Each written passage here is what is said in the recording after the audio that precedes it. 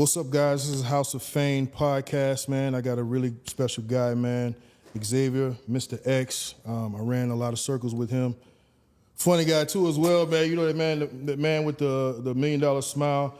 But don't get fooled by this dude, dog. This dude is a monster, dog. I've seen him in action. He's definitely a problem, man, but very, very smart. Great social skills, man. I know he was a great candidate to come on set, dog, just to talk to us and, give us his angle on everything as far as this whole EP world. He's done a lot of stuff, man. Welcome here, man. I appreciate it, man. I like it's a little different for us, you know what I mean? It's definitely different for us, man. We definitely moving up, man. We trying to elevate. Definitely different. Woof. We trying to elevate, man. Let's start off, man, because, I know you had some humble beginnings. Let's talk about, how you first started in and how you kind of crossed over to the EP world. Oh, man. Reluctantly, I did my first security gig was while I was in college. Oh, shit. So you've been, damn. I'm 20 years in this. Yeah. College athlete, you broke during the summer. Yeah. And just needed to make some money. They was like, oh, why don't you go work in this club as a bouncer? Yeah. All right. Yeah. And I'm not gonna lie, the first day I was like, what the hell's going on? Like, you've been to clubs before, but you don't know the ins and outs. Yeah. And it was a good learning experience. I took it for what it was worth. I wasn't trying to make it a career. I never thought security would be my background or my lifestyle. But realistically, when people ask me, how do I move the way I move, or what really pushes me? And, I had a military father like yourself. Yeah. He was an Army veteran. He was my stepfather, but he raised me, so that's my dad. Respect. But another big part is I actually grew up with an older brother who had Down syndrome. Okay. So early. How was that? You know what I'm saying? Did that affect you in any type of way? That was my whole life. Yeah. I didn't realize it as a child, but that was the entire structure of our family was PJ's important, PJ's different, PJ's special. You have to make sure nothing happens to him. Yeah. So I didn't hang out with regular kids. I didn't go to the movies with my friends. I went to the movies with my older brother, who I had to watch, follow, hold, from behind, just as if I was with a client. A lot of the movements we do with EP was what I was doing with my brother. And it just kind of became second nature once I got to a point where you have to use those skill sets. It was like natural to me, only because I had been doing it growing up with him. Yeah. And, he did Special Olympics and a lot of other events with people like himself. So I was always surrounded by people who, quote unquote, weren't as fortunate as we are, as far as like being around and having normal social skills. But the reason why I smile so much is because I know what it looks like if you don't have what we have. Yes. And yes. My brother's the happiest person in the world, brother.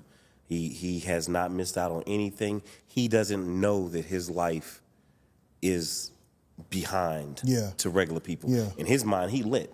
Yeah. That's amazing. And he's 48. They told him he wouldn't live past 5. So I wake up every day with a smile on my face because I know there's people out here who are given a deck of cards that don't come with the king. They usually come with the joker. Yeah. You know what I mean? So that's how I take life. But the club scene is how I started. Yeah. The worst clubs you can imagine. I'm a Rolex guy, also known as Climax. Hold up. Before he goes too deep into that, I think you guys need to sit there and y'all need to Google or just look up the past history of, and I'm not here to bash that club, man. You know what I'm saying? The club is good. But the situations that happen there repetitively is insane, dog. So, mad respects for working over there at that spot. Yeah. I didn't. You know what's the crazy part? I loved it. I loved working in that environment, not because of what I learned from it, but the streets is the streets, and they come with rules. Yeah. The celebrity bodyguard lifestyle, all that stuff, that's really a facade. This Hollywood life, what we see on camera, we know behind the scenes, none of it is real. But in the streets, it's real. Absolutely. And Absolutely. when you're doing your job, either you get respect or you get disrespected. Yeah. And I was lucky enough, I don't look like the typical guy that you expect to run into at the front door. Yeah. Based off my appearance or how I convey myself to most people. But I was outside, and they respected it because they knew I did my job exactly how the job was supposed to be done. Not too much, not too little. I didn't take handshakes. I didn't take tips. I didn't take favors. And Andrew could tell you that. Linebacker protection could tell you. He used to hate it.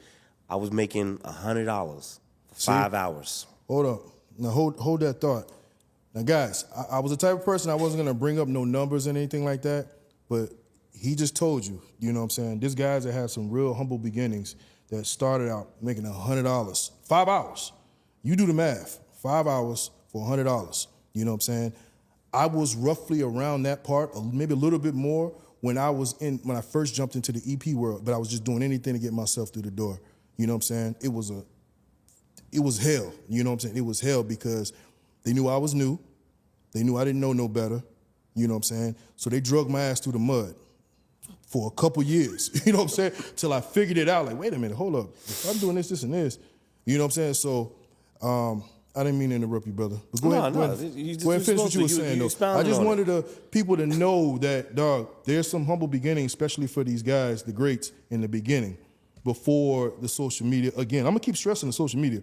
Before the social media was exposing everything, where everybody thought that everybody's supposed to be making $700 fucking a day. First of all, or 1,000. That's a facade. Yeah. We'll get into that later. We'll definitely get into that shit if you later. want to tap into that. But yeah, I was making $100 for 5 hours. I got into a fight or some type of scuffle every day. I got into a shootout at least once a week. I've been threatened, followed home, been shot at. I've parked my car at the grocery store and they plugged holes in my car just for working at the club. Like, it comes with it. But like I said, I loved it. Like, I loved it. I didn't even think past trying to be bigger than the club. It was actually other people who pushed me to be better. My entire career has not been because of what I saw myself doing. My entire career has been the grace of the higher powers in the universe coming in line because other people believed in me. It was like, yo, you should go here. Or you should do this. And I'd be like, whatever. Didn't even think about it. And it worked out that way. A lot of moving pieces, a lot of good mentors, a lot of honest people in the business. I was blessed that I got inherited by honest, solid, old school security guys. And they brought me up, not in a fast way. It was a long journey, but it developed me bit by bit. So my appetite wasn't too crazy. You ever heard that saying, don't let your eyes be bigger than your stomach? Exactly. I know exactly like what you're talking about. You're hungry and you see all this food and you just trying to get all this stuff on your plate and it's not really what you can eat. Yeah. You know what I mean? So I didn't have to go through that confusion, which, like you said, social media brings that to you because you see so many different options and you're so busy trying to get all of it because you're like, oh, I could do that, I could be this, I want this, I want that. And it jades your mind versus when you are like a horse and you put the tunnel vision on and you lock in. From this goal to that goal, it's a straight shot. But if you sitting here swiping and like, oh, I gotta get with this team, oh, I gotta get with this crew, oh, I gotta get with this guy. Yo, bro, tell me, put me on. You asking 8,000 people to put you on, you don't even know what direction you want to go. That's true. You asking for things you're not ready for. That's true. And we've seen it. We've seen a lot of names come and go. Yeah, bro. And just in this small market. Just in the small parking, they thinking that they're going to be there forever. They thinking that spot cannot be filled. They took everything for granted, and they lost it. Now, they has-beens, you know what I'm saying? Yeah, nobody even talks about them no more. Cause at all, dog. People got to understand this business. You're as good as your last client, and you're nice as your last detail. And what that means is if you drop the ball on that last detail, that's what's going to haunt you. I could say several names of guys who made a mistake on a detail and they've gotten exposed and they can't come back from that, That's one thing I do like to talk about. The crazy part about this game is that you really can't, I'm not saying you can't make any mistakes because we're not perfect, but in this industry, there's two things that I feel like that can tarnish you forever. One is if your client ever gets touched, in that type of way, far as embarrassed or whatever the case is. And if you get your ass whooped. That's an automatic It's over. firing. It's over. And that's what I'm trying to tell you guys, is you guys need to sit here and you guys need to study this damn, I'm talking about doing these defensive tactic skills, shooting, whatever you got to do, dog. Get your mentorship up, dog. Just get your mentorship up. Just so you can sit there and be able to not be in that type of shadow to where some shit like that can actually happen to you. Because brother, it's going to happen. It's going to happen where some danger's going to face you, because it just, bro, there's no way you can be in this game that long without danger not facing you in some type of situation. So I kid you not, find some way to be able to get any type of defensive tactics or firearm skills or anything like that. And if you're not, and a lot of people get the size thing as an issue or an objective that they feel like they can't counteract. Yeah. Oh, I'm not as tall as you. I'm not as big as you. First of all, I'm not big. I'm losing weight, baby. Don't need trip. But what I'm saying is very simple. Verbal judo will get you out of some stuff. Number one rule. Faster than these hands. Like, number one rule. Trust me, I don't mind getting down with the get down, but I'm tired, man. You do 11-hour shift and you run into that one person who's trying to push you, man. Exactly, dog. Let that go, because the lawyer fees ain't worth it. Yeah. The fallout's not worth it, because you can drop him there, but that's not the end of the story. Yeah, I do get a lot of guys, and I don't know if it's because of my size or whatever, but they feel like they do got to be big. And I tell them this, I'm like, yo, that's just a small percentage, bro. That may change somebody from, approaching you or whatever. It may attempt, but that doesn't do anything, dog. Because you're gonna meet your match where somebody don't give a fuck about all that. Yeah. And they got hands. You know what I'm saying? So don't be focused so much on getting your size up. Just get your skills up, dog. I promise you, the most dangerous EP agents I've The ever met smallest ones are 5'6", Yeah. 6'1", 185, 195, and will flip your whole life. I agree. I agree. And honestly, celebrities are actually going away from the bigger bodyguards. They are. They don't want that attention. They don't want to be seen because you got a 6'7" X standing next to you. And they trying to see who is this person. And now they're trying to figure out who's who. Or how you dress. I love wearing all black. I do that in my personal life as well. But my clients, if you are with them long enough, they'll be like, man, hey. Dress casual? You ain't got no other color? Yeah. Because they know that my size draws attention to them. So they're like, hey, man. I've worked with people where they want me to blend in as casual, and I have clients that want me to dress formal, and then they want me to have the tactical. I think the tactical look, it depends your setting, can be, I think if you're not going to a club, let's just say you're going to it could be a goddamn Christmas party. I don't think you need to dress tactical. You know what I'm saying? Or you're going to, I don't know, shopping. Some family event. Shopping and going like through a mall or whatever. I don't think you need to dress tactical, bro. Like, there's some people, they dress in tactical every day, all day. I'm like, bro, that's the really thing that causes attention. You got to blend in with whatever the cost is with your client. You know what I'm saying? So it's less noticeable. Yeah, I'm all about 5'11". I'm Mr. 5'11", yeah. 5'11" has They need to styles. give me an endorsement deal. I'm just saying. I don't know, bro. 5'11", dog. That 5'11". The reason why I like the flow at 5'11", they're closing down a lot of the stores here. The reason why I like the 5'11" is not just because the clothes are comfortable and they last forever. And they do have different variations of styles you can rock. But when I'm representing my client and I'm going into these venues, I'm doing these advances and these walkthroughs, and I have to introduce myself to law enforcement or sometimes a Secret Service agent or a Fed or anybody that wears a badge, they no longer just see me as a bodyguard. They respect me because they're like, oh, okay, looks the part, dressed the part, he looks professional. All right, let's go like that. And you want them to engage you the right way. Yeah. You know, like you said, it don't always have to be tactical. But you better be on point. You definitely have to look crisp and look sharp. And I have no issue with guys who rock hoodies. I'm not down with that shit. I used to do hoodies on certain occasions when it's cold with certain clients. But as you level up, it's just not the way. Yeah, I'm not with the hoodies and all that stuff like that, or the fucking Pooh Shiesty mask. That era of Pooh Shiesty mask was insane. Every damn security dude had their fucking mask on, bro. I actually had I had a Pooh Shiesty mask, never wore it. Had the Nike one and everything. That shit still got the tag on. I'm like, bro, I can't do it. Listen, I don't shave this head for no reason. You know what I mean? You gonna see this face, number one. Yeah. because I look crazy trying to have a conversation with somebody with a mask on. I look like I'm about to rob somebody. Yeah. I don't care how you want to make it seem cool. You walk up to me with a mask on, I promise you I got 10 hot clips for you. Yeah. See, you see that attention that you get for wearing that. Yeah. So imagine what they're going to get when you're walking around with that at your size. Exactly. You know what I'm saying? And then I don't think it's professional. It's not professional. It's not screaming $700 a day kind of guy. No, definitely not. Definitely not, bro. It's not screaming that I'm getting paid for my rate based off of how I look. Yeah. How you gonna ask for $700 when your outfit costs $100 total, and you got on some damn Jordans?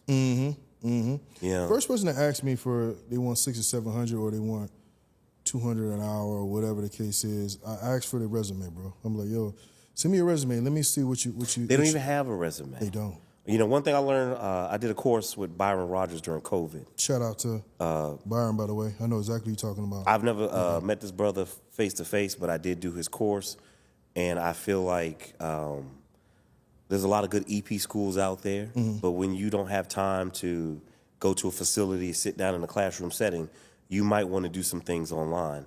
And I did that course, and he didn't teach me a lot of X's and O's that I didn't already know. But one thing he did point out was you got to have your LinkedIn page set up. You have to have a proper resume. Mind you, I had a corporate resume for corporate work, but not a corporate resume that explained my EP stuff. So I took his advice, and I went on this app. I forgot the name of the app. I paid $125. I paid a former Harvard graduate to do my resume. Damn. And I redid my LinkedIn, and within half a day, I made that money back. You might need to give me that connect to that former Harvard. Half a day later, I made that money back, and it was just that simple. During COVID, mind you, but you have to invest in yourself beyond the standing behind somebody and taking a cool picture. Yeah. There's bodyguard and EP, and then there's the business.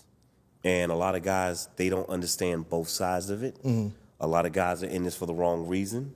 I've noticed that a lot of guys jumping in this industry wanted to be famous. They wanted to be the star athlete. They had their own aspirations and dreams of being in front of the camera. This lifestyle, you are an assassin to an extent. You are a protector. As a protector, your job is to work in the shadows.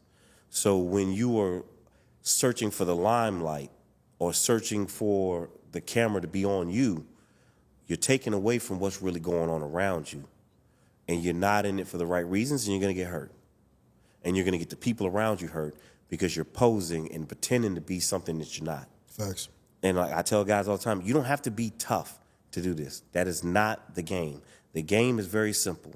You get your principal home the way they came, and then you take yourself home the way you came.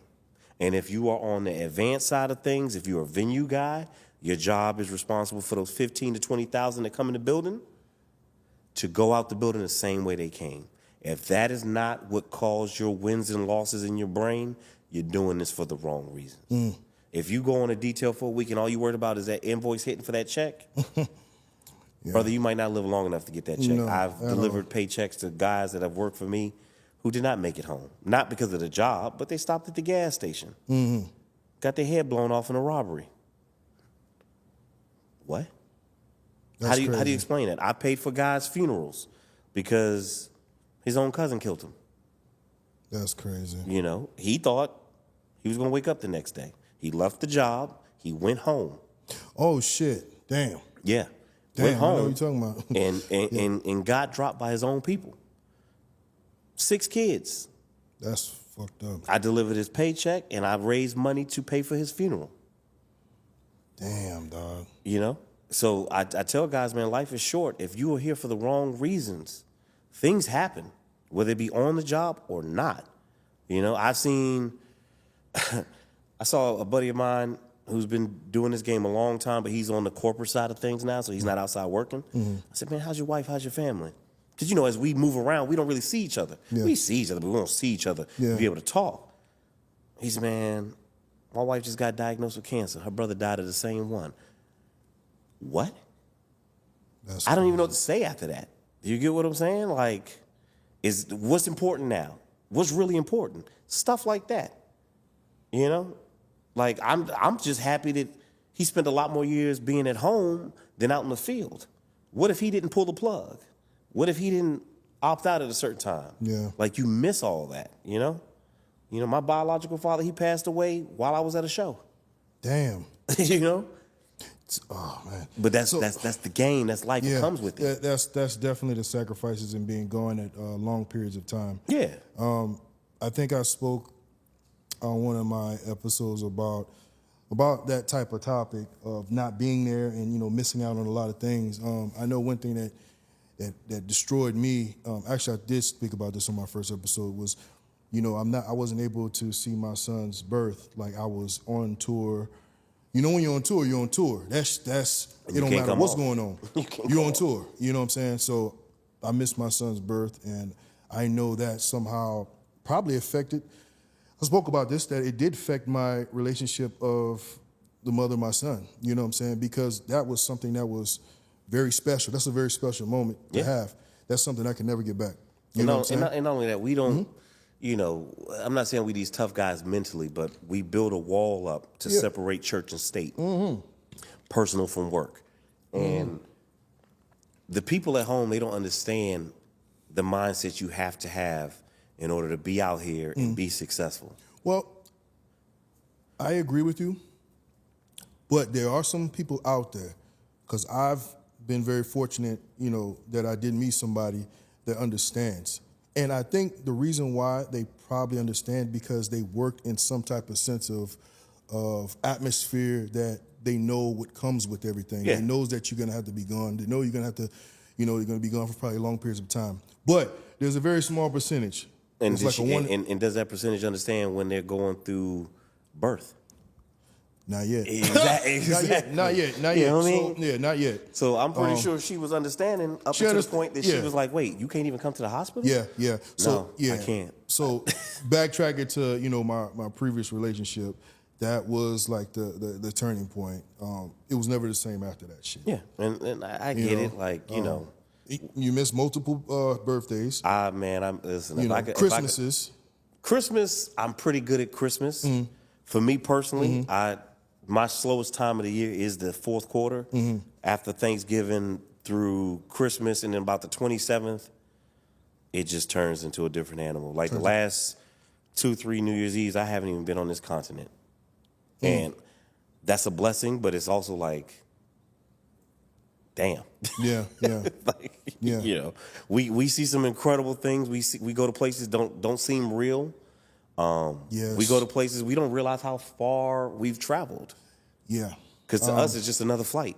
Yeah, and you just think of it as another flight, dog. I never really take it serious until, you know, my girl one day was like, yo, within the last 3 years, this is your second booklet of your passport. And I was like, yo, you've been filling these shits up, and this shit's almost done. It's only been 3 years. Yeah. And I got the big booklet, you know what I'm saying? So I need to get the new one. Yeah, so I got to get a new one again. I only got like 1 page left. Got half a page left. Yeah, I got 1 page left, dog, and I'm like, damn, I don't want to turn this shit in. Just like, in case it don't just like come we in were talking time. earlier about how you was like, oh, you know, Dubai. And Dubai's like a 12, 13-hour flight. We used to talk about that shit like it's going to Orlando. I'd rather get on a flight to Dubai than drive to Orlando. Yeah. How crazy is that? How crazy is that? And that's true. We sound like real imbeciles right now talking. Yeah. But it is what it is. But you do cherish the moments that you do have your downtime. Like, I'm not gonna lie to you, like, you know, being outside all day, you know, with clients, traveling the world. When I go home, bro, the best times of my life is being in the house doing absolutely fucking nothing, or just sitting there watching TV, or just watching TV with my kids. Or my girl, or whatever, you know what I'm saying? Those are my favorite moments. Yeah. My favorite right now is getting my ass kicked on PlayStation 5 by my son. By what, Call of Duty? Oh, hell no, I get dizzy playing that shit. Well, they got a new third-person mode now, so because that shit was fucking me up too. It's Mortal Kombat. No, I'm not good at that. The Street Fighter, the Mortal Kombat, and that Dragon Ball Z shit. The Dragon Ball Z is too complicated. There's too much shit going on. Yeah, like they all coming over up the and place. down and all that. No, that's too complicated for me. Listen, I don't even own a video game system. Yeah. But like you said, my happy place is my kids. My daughter's 18. She don't care about me no more. Yeah. You know, she just asked for the Zelle. I respect it. It's a part of the game, you know. I was her age at one point in time. She outside, let her do her thing. Yeah. With my son, it's just like it's a little mini version of me. Mm-hmm. I see he's in the mixed martial arts and stuff as well. He look like your twin, yeah. Yeah. It looks gonna be taller than the motherfucker too. You know, God willing, he no, he's getting there, bro. I seen his height, dog. I seen it. No disrespect to people under this height. I just want my son to be at least 6'4". Brother, he's gonna be beyond 6'. I don't listen, bro. I saw him. Your son ain't small either. No, he's not. Yeah, I don't know where. Well, no, he probably got that from my uncle. My uncle's 6'6", so that's probably where he getting that height from. Because I was like, damn, bro, you sprouting a little quick.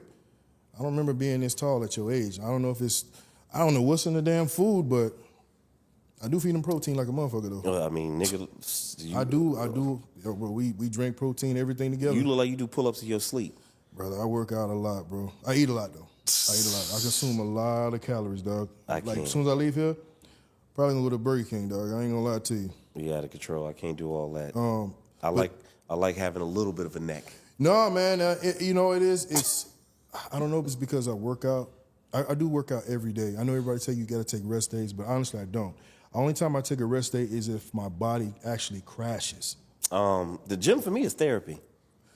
It is definitely therapy. It's therapy. It's definitely therapy. That's the other place I go to when it's all hitting the fan. Oh, yes. You know. Yes. You put the AirPods in. You get, even if it's a 30-minute pump, just get a pump in. You know what? I was gonna talk to Andrew about this. You know, I'm really a loner, right? So I work out by myself. I don't like talking to nobody. I like to have the headphones on and stuff. So, you know, Andrew is different. You know, that's my dog and all this stuff. But there's a lot of people that be, let's go work out and all this. I don't be like working out with nobody. No. Because it's like I like being in my own lane. I like to be in my own world, thinking about my own situations to handle. You know what I'm saying? I got a homeboy, bro. When we do work out, bro, he hates that shit because I got to have my headphones on. I can't talk. I don't want to talk about anything while I'm working out and talk about, like, no, bro. This is not the place I can do that. Yeah. It could be different for you. I'm from Miami, right? Mm-hmm. So I went to Southridge. It was a football powerhouse, right? So yeah, we lost. Well, everybody loses. No, hold on now. Y'all lost in that championship though when I was there. We didn't get a chance to play. We got beat by Tallahassee Lincoln, and y'all went to the state to play Tallahassee Lincoln, and y'all lost. But that team is raw as hell. But well, we beat places. But one of the great things about going to a football school is like they have great strength programs. Yes. And we had Better, Faster, Stronger back in the day. Coach Ben Wallen-Sikowski. And he taught us that when you are in the gym, you are there to work. That bullshit and the playing around, and we get right to it, get the lifts in, and we get up out of there so we can recover. In and out. So to this day, I still train the same way. Even if I have a personal trainer and I've hired one, he'd be like, yo, you don't slow down? No, to the next lift. Let's go. Time is money. Yeah. You know what I'm saying? We got to get this money and get up out of here. So being friendly in the gym is not my thing. Well, now there's one thing I noticed because we've been following each other we known each other for a while, and as far as social media, we follow each other for a while as well. I noticed that you post, and it seemed like it was way back in the day. So you've been in it in some early years. You used to box. No, I ain't say used to, but you box. You know what I'm saying? I'll say used to. I ain't in there like I used to. Yeah, I was. From what I saw in the beginning, I was like, damn, you started in some really early years. So you got a great foundation, and you still keep up with everything. I was watching you and everything. I'm competitive, and I was blessed with the opportunity to get real training with real pros and real trainers, and I got it for free. The only thing I had to do was spar. Yeah. At any given moment, hey, X, get in the ring. All right, you know what I mean? Yeah. And, I got my ass kicked, and I've kicked ass, but I did it in a foundation where I got discipline. I had a training regimen. My body was in great shape, but my mind was in better shape, and I needed it. Like I said, working out is therapy for me. And then it helped with work. Yeah. When you have confidence walking around different places, you can't always have your firearm. No. Brother, probably like, shit. And I'm not 75%? no jiu-jitsu expert. I'm not going to be grappling people and going to the ground. Yeah. I know the dudes love doing that with the cauliflower ear. That's cool. Yeah. Y'all can have that. Yeah. I don't want you really touching me like that. So I'd rather just put you to sleep. They got to get you to the ground first. Yeah. I'm like, we'll go to the ground, but you're going to go first, and I'm going to check your pulse. Yeah. because these lawsuits is real. Yeah. Depending on how hard you hit that pavement. Yeah. You know what I mean? Yeah. But it gives you confidence that you don't even want to have to get into it because you already know where you could take it. Yeah, yeah. And that was the blessing from boxing. But, you know, Shannon Briggs whooped my ass twice a week. Fucking Bermain Stavern, all these guys are former heavyweight champ. At one point in time, I looked in the gym, everybody was top 10 in the world, and then it was me. Yeah. You can't pay for that type of teaching. And, so I learned how to take an ass whooping, I learned how to give one, and I learned how to avoid one. Yeah. I definitely think you have to take ass whoopings to appreciate whooping somebody's ass. Oh, for sure. You know what I'm saying? I've had plenty of paper towels with blood on it. Yeah. You know what I mean? And I did it with a smile because I said, I'm competitive, and when you get in that square circle, it's just you. You can't blame nobody but you. Yeah. If you're tired, you didn't train hard enough. Yeah. You didn't condition. If you eat something bad, you're going to feel it in the ring. If you go out drinking, you're going to feel it in the ring. So it makes you clean up everything in your lifestyle. Yeah. And it gave me a good foundation, and it helped with the career, you know? Let me ask you a question. Do you feel like, this is a little bit off subject, do you feel like working in this industry, does it cause high stress levels? The reason why I ask that is because, you know, I used to be in law enforcement, and a lot of officers have heart attacks in their early years, really, due to high stress levels. Do you think that in this, not law enforcement, but in this bodyguard / EP world industry, do you get high stress levels? Yeah. And do you think that there's 50% more of the clients that give you those high stress levels? Do you think it's more percentage of them being the high stress level than, you know, executive that you're low key, not really doing anything? The clients definitely make or break your stress levels because you could have a street rapper who has a lot of issues. That's you know, active. Or like he likes to move around, he likes to be outside. That creates stress for you because you have to prepare for that. Yeah. You know, and it's not, honestly, it's never the artist. It's the entourage. It's always the entourage. Yes, it is. So I never really complain about the artists. A lot of these artists, they're slaves to their own success. And honestly, I feel bad for 99% of my clientele. And I've told them to their face, I would never want to be famous. I'll take the money. But this fame stuff is sickening. Yeah. Because you're dealing with a lot, you know, and you don't know what's real, and you're just trying to figure it out. They making mistakes, and sometimes their mistakes are financial. Sometimes their mistakes get them locked up. Some mistakes cost them their loved ones. You know, it's so many variants that come with it. So yes, it is very stressful. I actually took a test, and to see my health chart, and they actually let me know that, like, hey, listen, your adrenaline is going at the wrong times. I'm like, what do you mean? And they straight up said, it's like, you know, these are the same issues that first responders have, or people with PTSD, because they've gone through so much chaos at a consistent level. Yeah. Your adrenaline is always pumping. And then when you're supposed to not be so high strung, you can't turn it off. So walking with your kids at the park, you may be dad at that moment, but at the same time, you done spotted buddy in that car who's sitting too long. Why is his engine running? Bro, we are the same. We are exactly alike, dog. Or why is this dad over here with this sweatsuit on and it's 95 degrees? We in South Florida. And why are you not happy? Why are you not smiling? That don't look right. Yeah. I don't like that. Matter of fact, let's go over here. Yeah. Like, can't have your back to the door. Like, I get anxiety if somebody's behind me. I do not like people behind me. Same way, dog. I would leave a restaurant if I don't get a table that's close by the door and my back's facing the wall. Yeah. I'd rather you put me by the kitchen. Yeah. Because I know the route out that kitchen. Yeah. I've been on dates, and then they looked at me funny like, yo, so what are you trying? You don't want to do that? I'm like, no, listen. It's just how I am. I can't. We gotta either we go to another place or. Bro, it's at the point now, bro, I don't even go out. I rarely go out myself. Now, I ain't gonna lie to you, I do go out now to network because, you know, living down in Miami now, I noticed that this is a big networking hub. You know, I used to live in Broward. I love Broward. Me too. I love Broward, dog. Like, you know, I love living in the house. I love hearing birds chirping when I'm waking up. Now I'm just hearing souped up cars and Lambos taking off in the morning. But I know, like, here it's a form of network. So, you know, I don't do it every week, but I'll choose like maybe one day or two out the month that I may have a day off, that I know that, you know, and I don't go to no crazy ass ratchet spots, but I'll go to like a lounge or some type of place where it's a high form of network. Yeah. You know what I'm saying? Because I noticed this, at the end of the day, when you're in this industry, you still got to get your face seen a little bit, especially if you're still under the radar. You got to make a public appearance. You still got to make a public appearance. You don't have to be outside every fucking day, but you know what I'm saying? Like, yo, hey, Kev is he's still moving around. And here's the thing a lot of guys don't understand. The more they see you outside, the less they're going to pay you. Yeah. The more you outside. Say that again. The more you are outside, I don't know what camera's what, but the less they will pay you. Okay? I tell people quickly, if you want to see me, you got to pay. I don't need to be in the club. I don't need to be in the bottle section. I don't need a table. I've done that. I've been there. That was cool. But where I'm at in my career now, you need to see less of me, not more of me. And if you do see me, you see me working. You don't need to see me spending money outside. Like, it's just a waste. Like, I done drove out here. I got to put clothes on.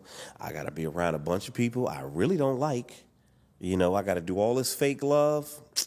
I'm good. Let me just stay in my little bubble at the house. I go to the gym.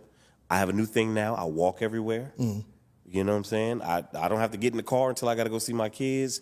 Other than that, I am at my place of location. I'm not gonna put my stuff out there. Yeah, please. Yeah. But it's a nice range of availability to me, and I go to my little favorite restaurants because I still haven't cooked in my crib yet.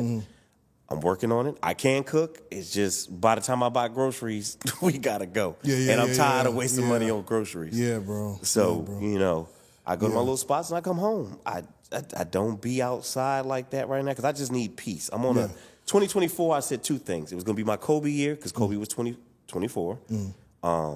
And that was when he did his resurgence of himself and just revamping everything, his new energy, and then also peace. I need peace. I don't want my peace disrupted. You know, the whole dating life and the family life. Yeah, I'm settled where I'm at. It's a lot, you know, especially if you get into a relationship, it don't work out. That takes a lot out of you. You know, you got to start figuring things out. So, like I said, I'm doing this 20 years. I can't be the same me. Yeah, bro. 20 honestly, years later, because the game is changing constantly. It's definitely evolving constantly. Yeah, bro. Honestly, I didn't know you were in there that long. You were in there a lot longer than I expected, bro. Like, I was like, damn, you did this shit when you was in college? Bro, I didn't even think about this shit when I was in college, bro. I was frat parties and all kind of shit. Yeah. But I did notice one thing, bro. I noticed a couple years ago, I don't know if you still have it set up like that. I know you have your own company. Yeah. You know what I'm saying? And I noticed that with your company, you do have, you know, your family, your close ones that work amongst with you. Where do you see yourself as far as, like, you know, later down the road? Do you ever see yourself doing it remotely like later down the road and just having, like, you know, family and everything run your company? Or do you see yourself still being active and involved? Because you can always be involved in this shit. You can run this shit to quite an old age, you know what I'm saying, if you run it properly. But what do you see yourself doing? I actually got a 5-year plan to step away from the EP side. My son is 11 now. He'll be 12 in January. So my plan was by the time he's 15, 16, I need to be somewhat off the road and be present. I want to be a present father. The same thing I got from my stepfather is the same thing I'm going to give my son. And there's no dollar amount that's going to change that. I don't even care if I'm not at the goal that I want to be. I'm shutting it down in 5. When on my 45th birthday, it's a wrap. That 80-20 split on the road versus home no longer exists. It's going to be the other way around, 20-80. Yeah. But as far as my company, with COVID happening, it didn't slow me down. It just gave me an excuse not to have to worry about employees. I kind of lazy and fed up. I was burnt out. Yeah. And I was burnt out because I was doing everything by me. Like, I had assistants and stuff like that, but I never actually had set up the infrastructure properly to carry the load that was coming. As far as the contracts and the payroll, and I was still moving around on the road trying to do payroll and get everybody paid at the same time. Like, it was a lot. And then COVID came and the world shut down. I still had some contracts, but it wasn't at the rate that I originally had. And so I started focusing strictly on the EP. And that's probably why people see me more doing the EP versus how I was with the club scene and all that other stuff. But now I have a new team. I have a foundation. My aunt works with me. I don't say for me. I like to say with me when I deal with people because, you don't work for me. I'm not your boss. We trying to eat. People just trying to survive. So don't call me a boss. You know, you've worked with me before. Yeah. I've worked with you before. I was going to, and that's one thing, you know, there's no, you know, the thing about me and X, we're not afraid to work up under each other. You know what I'm saying? I want to tell you this. When the COVID hit, I don't know if it was its first year in or it was the second. All I know is it was the all-time peak. And, you know what I'm saying, there was no clients moving around. They was at their house chilling, you know what I'm saying, living good. Unfortunately, you know, I didn't have enough money stacked for 2 years, so, you know, money ran dry, you know, and I was very fortunate that X, you know, came along. He still had contracts going on, and he still put me under his wing and got me money coming in still, dog. And I feel like if I was at such a low at that point where I could not find anything, if I didn't work at that moment, dog, I probably wouldn't have had no food for my family or anything, dog. That kept me afloat. So, hey, brother, I appreciate you. Funny part, you know what I'm saying? I reminded me earlier. I forgot all about that. But that's what things do. Even when, you know, like I said, when I was in the EP world earlier, you know what I'm saying, when I was running around a lot. Yeah. And, you know, I had you work with me, you know what I'm saying? And it worked great. You know what I'm saying? We don't hold nothing accountable. Like, hey, everything is team effort. Not only that, you got to take the ego out. Exactly. You got to take the ego out. There's no room for ego in this game. I can understand you feel a certain way because of what you've earned and the stripes you put in this. But I promise you, if somebody take your head off tomorrow, you're not going to be remembered.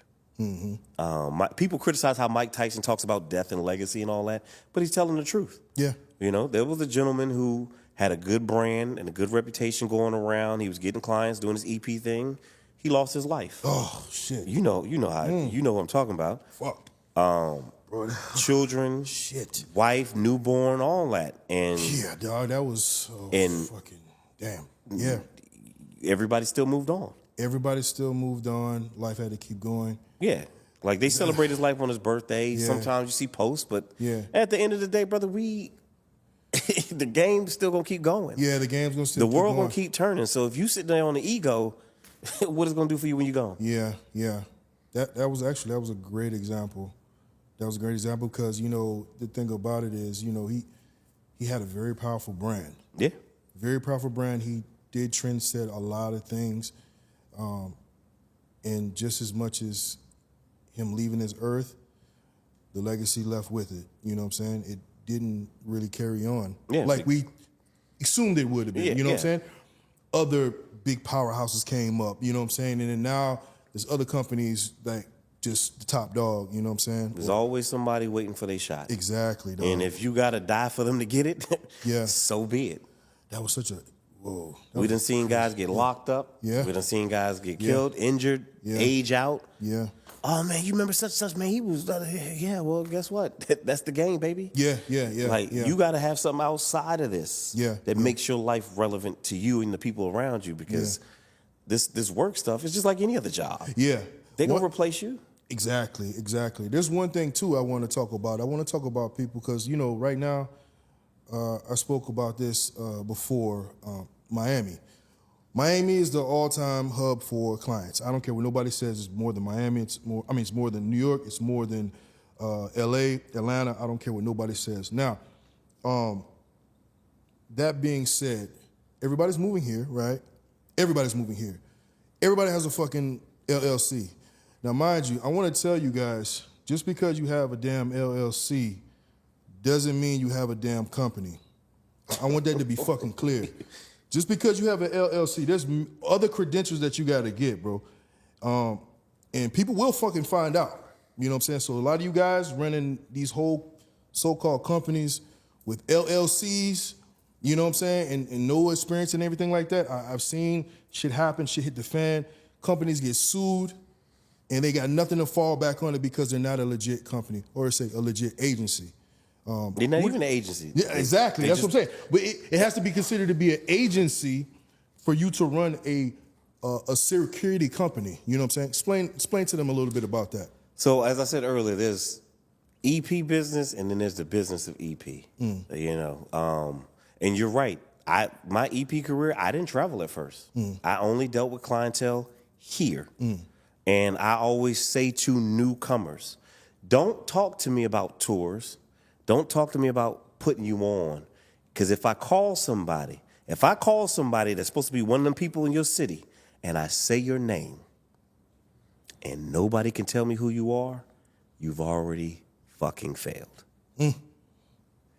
Own your city, your local area first, before you start talking about bodyguarding around the world. Because if you can't learn your own backyard, what the fuck am I going to do with you? Yes, bro. Oh, I've experienced a guy, you know what I'm saying? Because due to the fact we've been in this game for a long time, we know everybody all across the world, right? So we got eyes everywhere. Yeah. So I've had a guy that sat there, even on social media, he would talk like, yeah, every day they know me, this person know me, that person know me. And I would call the OGs in that city that knows every damn body. I'm like, yo, you know this guy? Bro, I don't know who the fuck that guy is. I ain't never even heard of this guy. You know what I'm saying? Listen, bro, your face can only go so far, or your line can only go so fucking far. Yeah, because how you going to help me as a local? Let's say I call you one day when I'm in your city. I'm with my client, and I hit you. And I'm like, yo, pull up. I'm going to break you off or whatever I'm going to pay you. You just going to be my secondary. I really don't need you to do much. Just be that second eye. And then my client says, hey, man, what's a good food spot to go to? And you tell me the food spot. Then we go to the food spot, and you ain't got no pull because nobody knows you. You think I'm going to do that to myself? No. Own your city, because I promise you, if somebody calls me and I'm in freaking Canada somewhere, and they say, X, man, my client need to go such a spot. I need a reservation. Could you know somebody? The answer's never no. Let me make a call. I'll hit you right back. Yeah, exactly. That's what it's supposed to be. That's what happens when you own your city. And it doesn't mean the urban market only. You get what I'm saying? What they call white people stuff. Yeah. The Euros know my name out here. Yeah. Gaston, he knows my name at the door. I can walk right up. Hey, man, what y'all got going on tonight? All right, this is what I got. We're going to pull up to the back door. I need woo. Okay, cool. And if he don't know your face that well, there's a $50 bill that will change his life. You know your name real good then. Shake his hand, Papito. I need you to take care of this for me, brother. Don't embarrass me, okay? All right, brother, I got you. He's not going to look at that dollar amount. He's a professional. He's going to put it in his pocket. But he's going to appreciate you understand how this works. You got to own your city. So that was the first step. I never left Miami until I wanted to leave Miami. And by that time, I was cool. You know what I'm saying? Like, I know how to move. I showed them how to move here. And then I ventured out. Not the other way around. And like you said, Miami is the hub. Like, everybody comes here. Everybody comes here, bro. And the great thing about Miami, and I love it, it is a melting pot of markets. You have Univision and their Latin market. You have all the Latin movies and all the Latin stars that come here. You think because I don't speak Spanish that I can't get that job? You don't think there's a couple Latinas or Latinos who just want somebody professional who's not going to talk to them and be in all their business while they're in the car? That's why they hire me. You know, they don't want me to speak Spanish.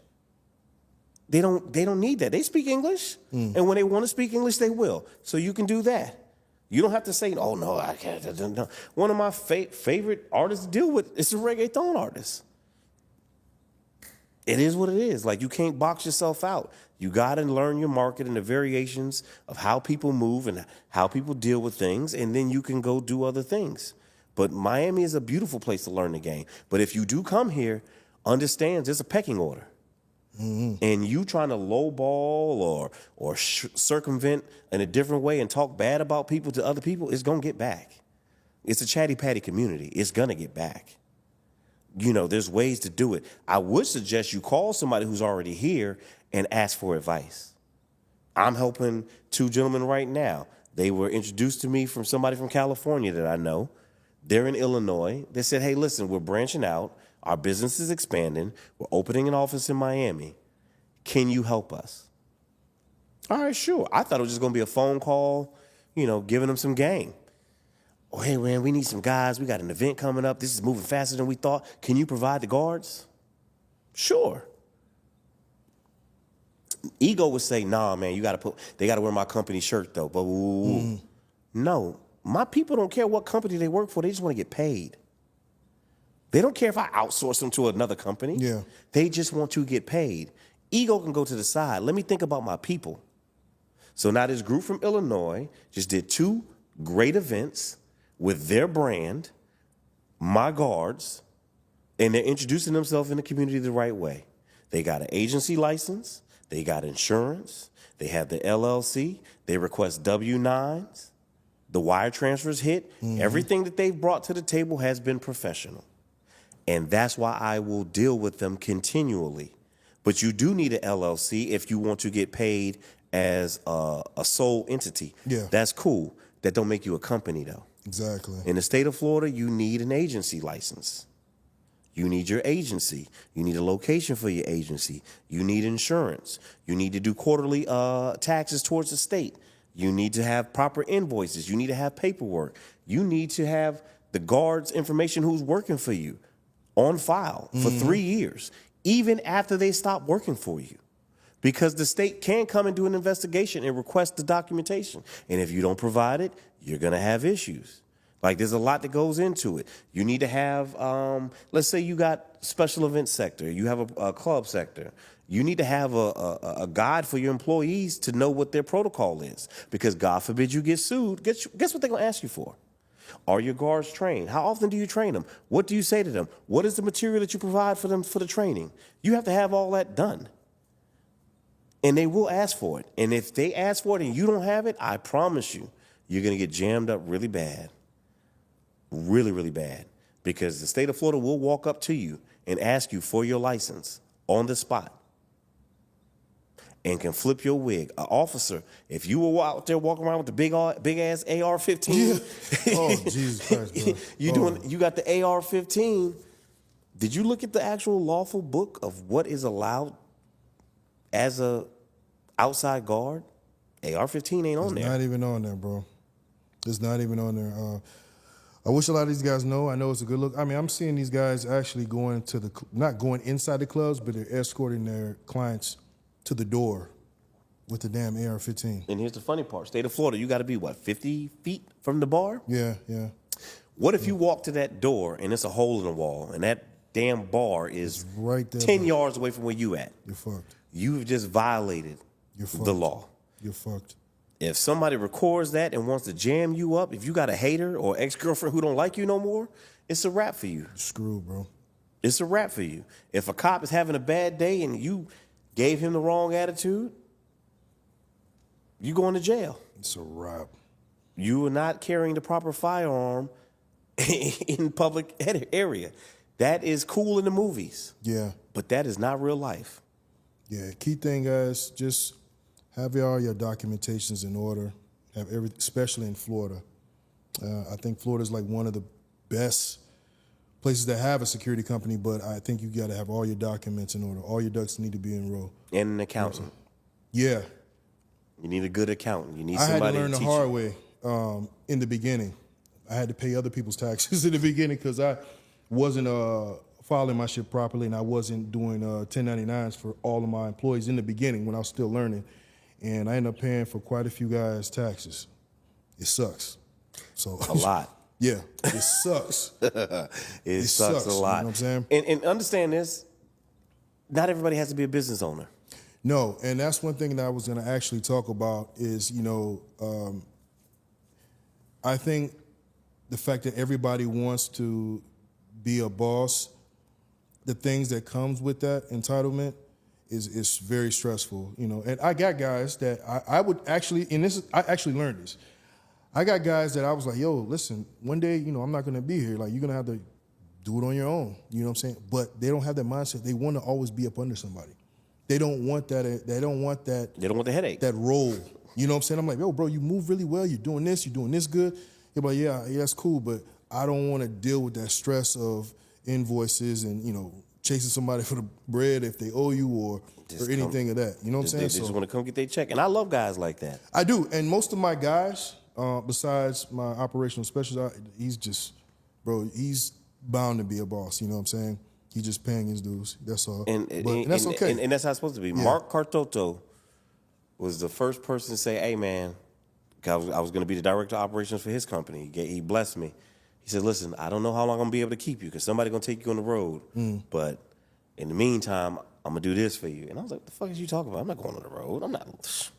He called it. Like I told you, my career has been because other people have seen something in me that I didn't see in myself. I made a post on IG. You know, I do a little death row knowledge thing. Yeah. And, I get questions from guys who are new in the game all the time. And he asked me, what would I tell my younger self? And I just said, dream bigger. Because my dream is not the reality I'm living. I'm living somebody else's dream right now. And I'm very aware of it.